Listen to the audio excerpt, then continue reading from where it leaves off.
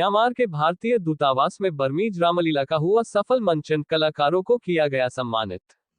स्रोत: भारतीय दूतावास म्यांमार।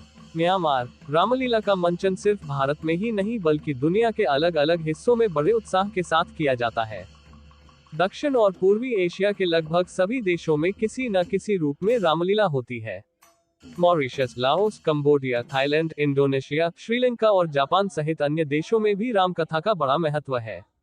इसी कड़ी में म्यांमार के स्वामी विवेकानंद सांस्कृतिक केंद्र के तत्वावधान में 29 अक्टूबर दिन रविवार को भारतीय दूतावास के इंडिया सेंटर में फ्यापोन रॉयल पैलेस रामायण मंडली द्वारा बर्मीज रामलीला का भव्य आयोजन किया गया।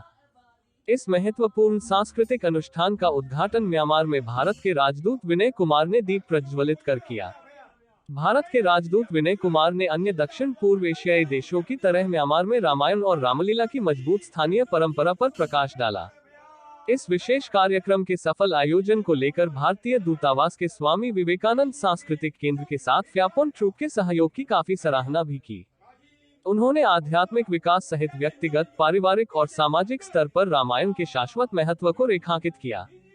अपने संबोधन में मिशन के उप प्रमुख आशीष शर्मा ने भारत और दक्षिण पूर्व एशियाई देशों के बीच ऐतिहासिक और सभ्यतागत संबंधों पर प्रकाश डाला। उन्होंने कार्यक्रम के आयोजन में सहयोग के लिए प्रमुख शिक्षाविद डॉक्टर रामनिवास का आभार व्यक्त किया। बता दें कि म्यांमार में रामायण की परंपरा सदियों पुरानी है। मंडली का नाम फ्यापोन रॉयल पैलेस रामायण मंडली रखा गया है क्योंकि यह मांडले पैलेस से आया था। इस रामायण के थिएटर संस्करण की शुरुआत 1883 ईस्वी में फ्यापोन से हुई और तब से लगभग 140 वर्षों से भी अधिक समय से यहाँ रामायण का मंचन निरंतर किया जा रहा है।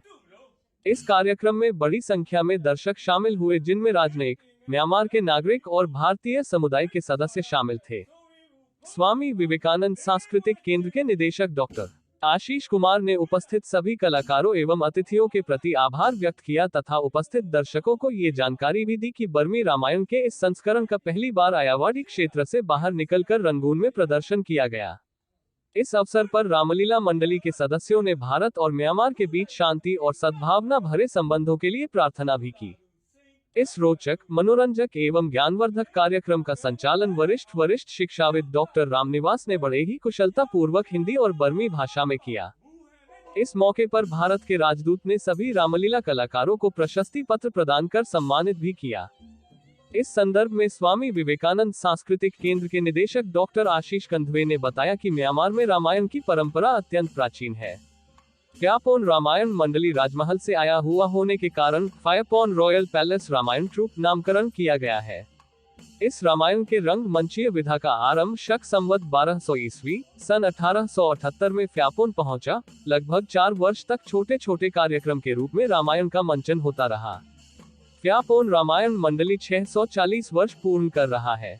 ज्ञात हो कि शक संवत 1245 बर्मी वर्ष ईस्वी सन 1883 से प्रतिवर्ष वर्षा ऋतु समाप्ति के अवसर पर श्वेनाथकोप पगोड़ा प्रांगण से मंचन प्रारंभ हुआ। तब से लेकर प्रतिवर्ष ये परंपरा चलती आ रही है। पिछले 100 वर्षों के मध्य प्राकृतिक तथा अन्य आपदाओं का सामना करते हुए अपनी अस्तित्व को बचाए रखा। परिस्थिति कैसी भी रही हो, अभी तक रामायण का मंचन प्रतिवर्ष किसी न किसी रूप में होते आ रहा है।